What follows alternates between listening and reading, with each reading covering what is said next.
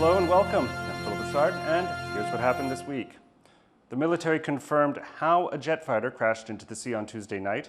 They say the engine failed mid-flight and are now looking into why the Mirage 2000 lost power. Jaime Ocon has the latest. This is the moment Air Force pilot Captain Xie Beixun is pulled out of the water and rescued by the Coast Guard. Late on Tuesday, Xie was flying a Mirage 2000 fighter jet during a training exercise when his aircraft lost power and crashed into the ocean in northeastern Taiwan. Air Force officials said the pilot had roughly 1 minute to decide whether he could save the plane or eject. The military is now confirming the aircraft's engine suffered a malfunction and lost thrust before crashing. The Air Force says an initial check before the flight revealed no problems. It is now conducting a more in-depth investigation to figure out what caused the engine failure.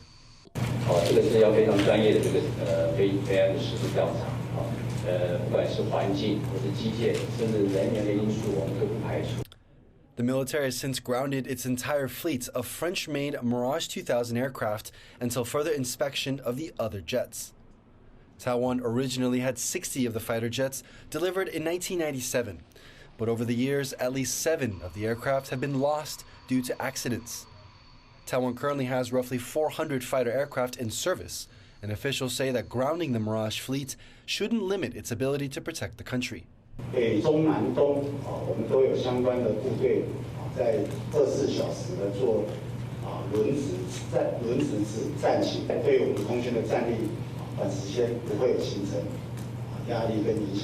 Much of the debate around the aircraft incident has revolved around the price of maintaining the Mirage 2000 fleet, as it costs almost triple the amount to fly compared to other fighter jets in Taiwan's arsenal like the US-made F-16. Some analysts now question whether the military should be downsizing the Mirage fleet, especially given the rise in threat from China, which seeks to take Taiwan by force if necessary. 因为中国的确对台湾是威胁，那台湾的这个 maintain 的cost 也增加了，可是还在可以承受范围，可以评估的就是把这个 Mirage Free 变成30架。这样子可以在这个效率跟这个成本上面保持一个平衡。Taiwan's Air Force told TaiwanPlus that there's no plans to downsize the current fleet of Mirage 2000 fighter jets. Instead, they say they're prioritizing the current investigation to understand how one of the aircraft could suddenly lose power. Howard Zhang and Jaime Ocon for TaiwanPlus. How can Taiwan protect itself against China? A security forum in Taipei this week tackled the question, and Tiffany Wong was there. The annual Taipei Security Dialogue is bringing together international leaders and experts to discuss the Asia-Pacific's biggest topic, China's threat to Taiwan. Former U.S. Ambassador to the UN, Kelly Craft, gave a keynote speech praising Taiwan's commitment to democracy in contrast to China. Beijing wants the world to believe that freedom and Chinese culture are incompatible. The Chinese people value order over liberty and prosperity over democracy. Taiwan is showing the world that democracy is the path to prosperity, that when freedom and Chinese culture mix, they produce a kind of dynamic, prosperous civilization we see here today. During her time as ambassador to the UN, Craft had met with Taiwan's former president Tsai Ing-wen and also advocated for Taiwan's inclusion in the UN. She was later sanctioned by Beijing for doing so. With U.S. elections looming, Craft, who was appointed by former U.S. President Donald Trump, also offered her advice on what a potential second Trump presidency could look like. The secret to getting along with Donald Trump is doing your part and carrying your weight. If you're willing to do that, he will be the most reliable friend and ally you can imagine. Kraft stressed the importance of Taiwan's self-reliance, strengthening its defense capabilities, increasing military personnel, and improving training, in line with Trump's stance on the U.S.-Taiwan partnership. With only 2 months left before the U.S. presidential elections, Taiwan will be eagerly awaiting to find out who will be leading its biggest unofficial ally. Klein Wong and Tiffany Wong in Taipei for TaiwanPlus. President Lai Ching-te spoke at an event on Thursday commemorating the 60th anniversary of a key moment in Taiwan's democratization. 50年前，伫迄个专制独裁概念的黑暗年代，咱所敬爱的平民教授，毋惊生命危险，发动台湾人民自救运动宣言，这是一个非常伟大的行动。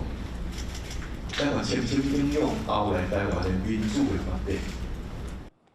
Authorities arrested political science professor Peng Mingming alongside 2 of his students in September 1964 for attempting to distribute a democratic manifesto.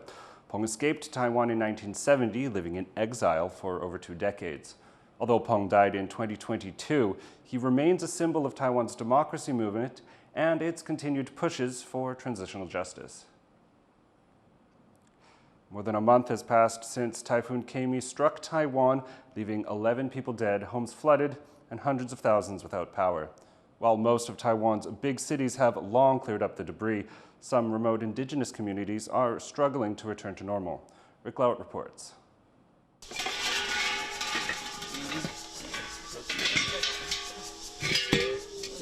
For the last few weeks, Indigenous Lugai couple Ula and Nauda have been living here in what remains of what was meant to be their forever home.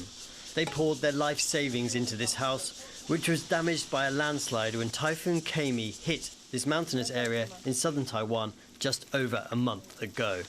The couple have been waiting for government subsidies to rebuild and have no plans of leaving the land that their people have been on for generations. 这里是我们厨房，这个之前也是浴室，那这个厨房在这里被吹走了，一生的努力在这里，结果一夜之间就被摧毁，我们真的是不知道怎么样过日子。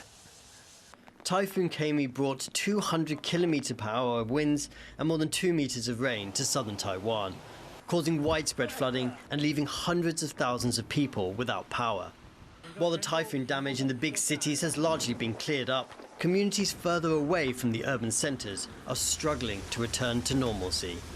It's in rural mountain areas like this that many of Taiwan's population of 600,000 indigenous people live.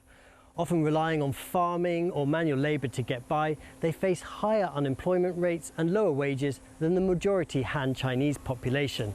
They're also further removed from basic services like healthcare and schools, and more vulnerable to natural calamities. After centuries of persecution and discrimination, Taiwan's indigenous communities now have their rights enshrined in the law. But many say they still feel the sting of inequality, particularly at times of crisis. Now, discrimination between the Taiwanese and the indigenous now is more better. So, but not enough. For me, it's not enough.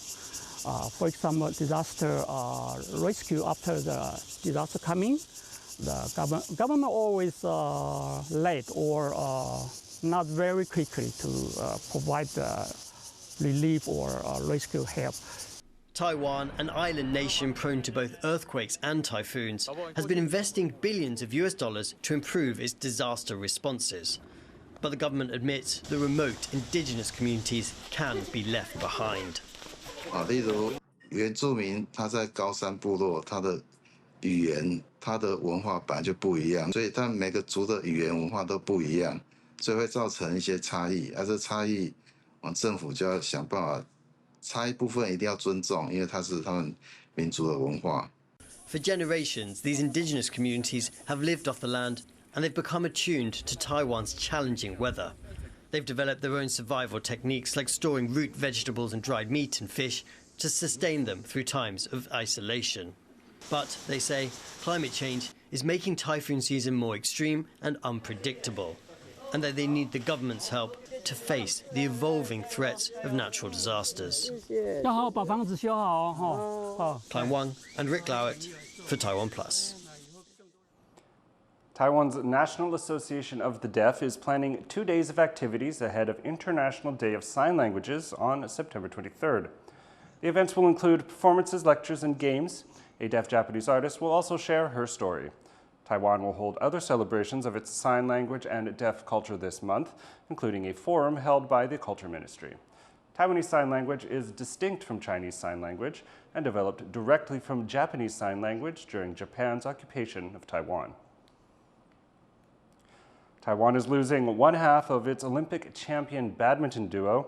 Liang and Wang Qilin made history at the Paris Olympics this summer, becoming the first ever men's doubles team to successfully defend an Olympic gold medal. Liang had said that he intends to retire at the end of this year, and he has officially made good on those plans, giving a tearful goodbye at the end of the Taipei Open. He says he will continue to help spread love for badminton. 很荣幸我们今天有机会让更多人看到双打其实也是在国际上有竞争力的，然后我们有机会冲向颁奖台。我有想过会哭，但没有想过这么鼻酸。意识到，对，现在是最后一刻，然后未来可能没什么机会再站上球场上。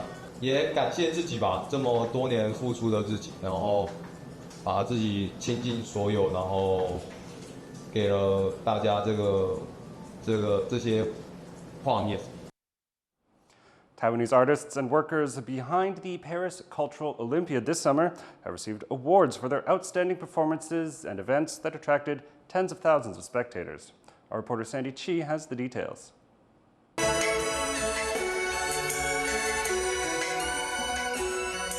Representing Taiwan on the world stage and performing with passion.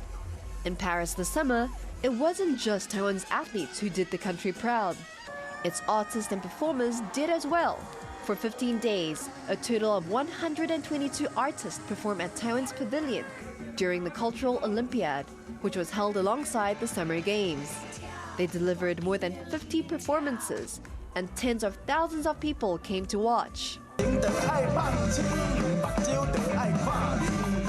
Among those taking the stage was indie rock DJ Elvis Lin, who brought Taiwan's groove to the French capital. 你就觉得说自己没有给台湾人丢脸，真的让现场的法国人，或者是甚至外国人，然后跟我们一起跳舞，跟我们一起快乐，这样子觉得很棒，这样。The Taiwan Pavilion owed its success not only to the performers, but also to those who worked hard behind the scenes for more than half a year to get ready. 当所有的法规、所有的现场的条件一一都浮现了之后，这些人聚集在一起，要安排所有的事项，包括我们面对极端的天气，我们也面对了现场很有可能会有一些恐攻的考虑。Even with hundreds of people working to make the event a success, pulling it off for the first time felt like a miracle. 事实上是很多奇迹的时刻，在我们选手得奖的好几个拍点，它都是造成这个画面里面最高潮的时刻。而那一刻，我们也才了解，原来我们是在共同支撑彼此的信仰、信念。那最惊人的奇迹，当然就是最后一刻、最后一场表演，也在林玉婷得到金牌的欢呼底下，全场成为了一个好像台湾的现场。With the Cultural Olympiad wrapped up, organizers and performers achieved more than just representing Taiwan. They feel they brought the true essence of Taiwan to the world. 其实台湾人表现出来的所有的，不管是作品或者表现出来的真诚、温暖、爱，都可以去感动每一个世界上的人。所以我觉得这是我们站到舞台上、世界舞台上最大的武器跟最大的工具。Though the Paris Cultural Olympiad has ended, the impact and beauty Taiwan showcased to the world will linger on the international stage. Scott Huang and Sandy Chi for TaiwanPlus. Thanks for joining us here on Here's What Happened. Check out the TaiwanPlus website or our social media for more stories from Taiwan and around the world. Now, finally today, Taiwan's presidential office opened its doors to welcome back the country's Paralympians from Paris this week. Here are some of the highlights. I'm Philip Brossard. Take care. We'll see you next time.